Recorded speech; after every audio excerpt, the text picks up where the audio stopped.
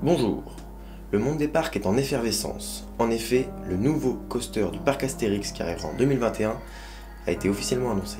J'ai moi-même été très heureux de cette annonce et c'est pourquoi, pour éviter de être trop enthousiaste dans cette vidéo et de passer pour un véritable taré aux yeux de tous, je préfère vous montrer cela.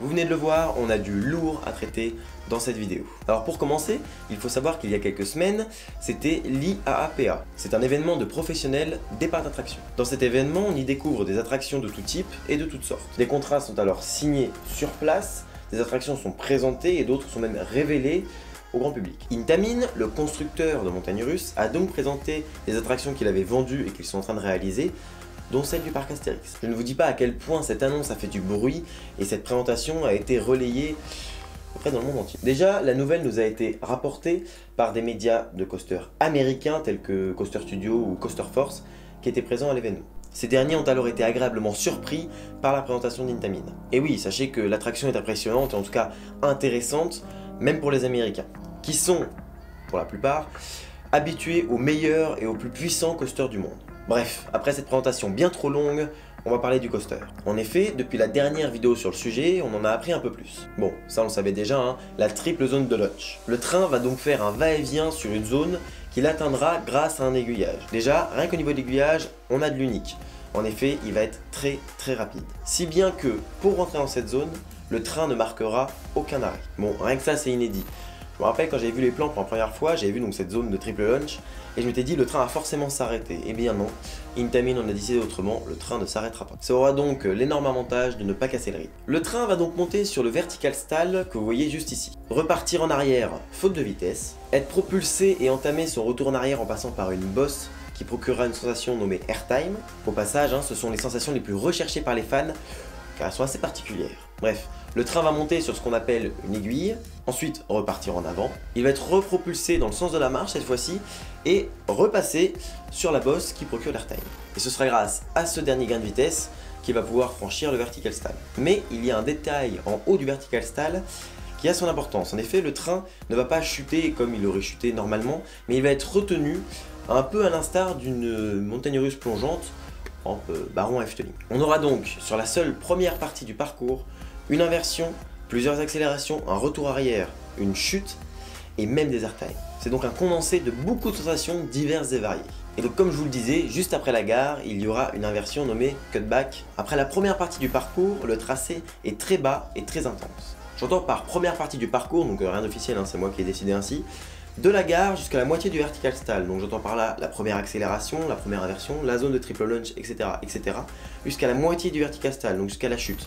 Tout ça sera la première partie du parcours, la seconde ce sera la chute, suivie de toutes les figures jusqu'à la fin du parcours, figures qu'on va voir à présent. Nous avons donc, avant la triple propulsion, donc dans la première partie du parcours, deux figures nommées Outer Banquette Turn. Ce nom désigne un virage avec une inclinaison inversée par rapport à la normale. Dans la seconde partie du parcours, à présent, nous avons un Inverted Airtime Hill, ou alors Zero G Stall. Ces deux noms barbares désignent une seule et même figure, plutôt exceptionnelle. En effet, on va franchir au calme une bosse, lambda, mais à l'envers. Ce qui est plutôt particulier et même assez rare dans les coasters. Il faut savoir que c'est une figure assez prisée dans les RMC. Bref, perso, j'adore ce genre d'inversion. En parlant des inversions, petite pause, hein, je tiens à dire que je suis pas hyper fan. Quand on voit un looping lambda, je trouve que ça fait surtout perdre de la vitesse. Là où ça a son intérêt, c'est quand c'est des vrilles un peu plus élaborées, des Eurogirolles, des trucs comme ça. Et là, dans ce coaster, on n'a pas de looping justement qui ferait perdre de la vitesse, comme je disais, mais plutôt des inversions bien pensées et assez uniques en leur genre, qui ne font pas spécialement perdre de vitesse, mais qui apportent quelque chose. Pas juste, oh, il y a une inversion, ça fait peur, mais d'une fois dedans, bon, c'est pas ouf. Là, on aura de vraies sensations, et vraiment des sensations uniques, qu'on n'aura pas forcément ailleurs, ou en tout cas pas souvent. Bon, revenons-en à notre parcours. Après cette inversion un peu chelou, on aura un airtime, mais un airtime de type éjecteur vraisemblablement, c'est-à-dire qui va éjecter plus qu'un airtime normal le passager du véhicule. Bon, évidemment, on est raccroché, donc on va pas sortir. Mais la sensation n'est que décuplée, et ça s'appelle un éjecteur, car on a la sensation d'être éjecté. C'est logique. Ensuite, il y a une inversion un peu comme une vrille, mais avec comme centre de rotation le centre du train, plus ou moins notre cœur. Bref, je ne vous parle pas de tous les petits virages plus chelous les uns que les autres, les petites transitions bien pensées, bien trouvées, qui sont présentes tout au long du parcours, mais sachez qu'il y en a. Vous faire un descriptif entier du coaster serait bien trop long. Au niveau des caractéristiques, je vais donner ni la hauteur ni la longueur de cette attraction.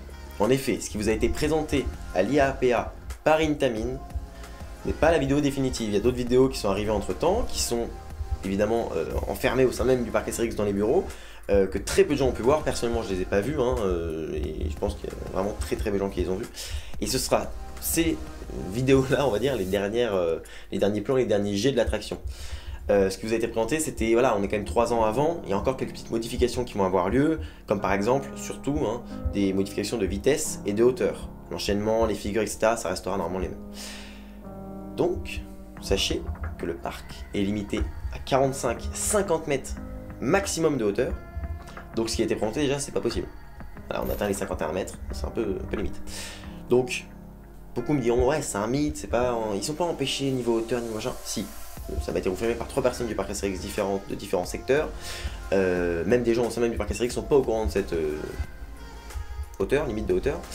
Mais voilà, sachez que ça fait des années que j'ai ce débat, je cherche à savoir s'il y a bien une limite de hauteur. J'ai eu les confirmations il n'y a pas très longtemps, donc je peux vous le dire, il y a une limite de hauteur au parc Astérix, voilà, qui est de 50 mètres au grand maximum, mais il faut vraiment qu'il s'arrache les cheveux pour réussir à avoir 50 mètres. Au niveau des caractéristiques, le parcours comprendra 2 zones de propulsion, avec une propulsion qui propulsera le train 3 fois, 3 inversions, donc jusque là ça bouge pas, et aura des trains de 20 personnes, et donc il comptera 3 trains au total.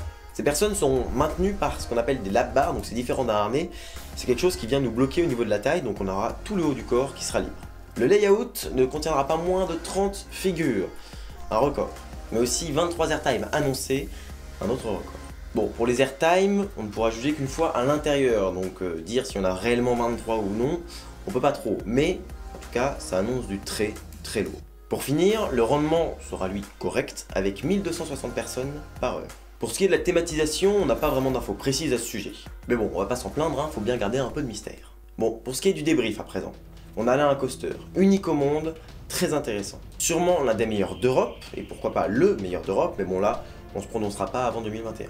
En tout cas, ce sera le meilleur de France, sans aucun doute possible. J'ai vu un commentaire très pertinent sur un forum qui disait que c'était un mix entre Maverick, Cheetah Hunt et Expédition GeForce. Bon, on a là 3 excellents coasters, donc on est tranquille. Pour ceux qui ne les connaissent pas, je vous invite à aller les voir.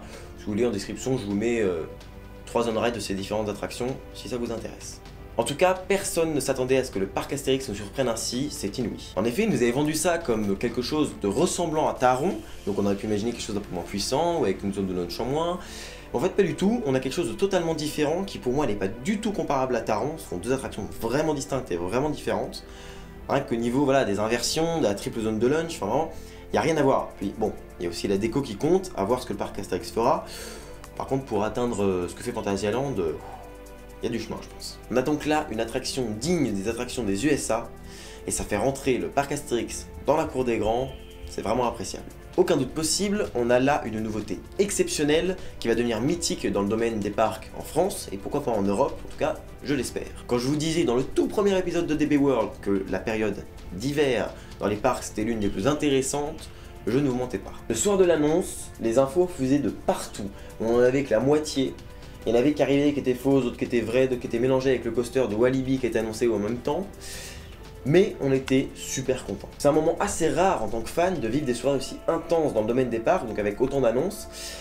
Et j'avoue que ça fait du bien. Puis à la fin de la soirée ou même le lendemain, quand toutes les annonces sont prêtes à plat, quand on a à peu près tout, et quand on étudie un peu le sujet, voilà, on se rend compte vraiment de ce qu'on a et de ce qu'on va avoir, car là ça nous touche personnellement. J'avoue avoir suivi par exemple la construction de Fury 325 en étant en faisant plein de recherches tout, j'étais hyper content. Mais ça ne touchait pas directement, parce que c'est aux États-Unis. Là, c'est en France, et du coup, ça décuple ce côté attention qu'on y prête, et c'est vraiment cool. À nous d'attendre 2 ans et demi avant de l'essayer, ça va être très long. Voilà, c'est la fin de cet épisode, déjà bien trop long. Merci de l'avoir suivi jusqu'au bout, je vous dis à bientôt pour un nouvel épisode de DB World. D'ici là, soyez enthousiastes, salut!